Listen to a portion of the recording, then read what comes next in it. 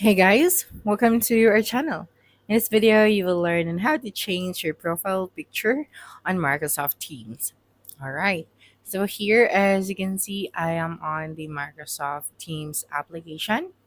So all you have to do here, just simply click on your name or profile at the top right of your screen.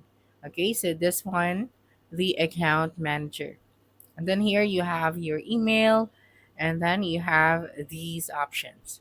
Okay, so just simply click on this icon right here to change or add your profile picture. So simply click on this one.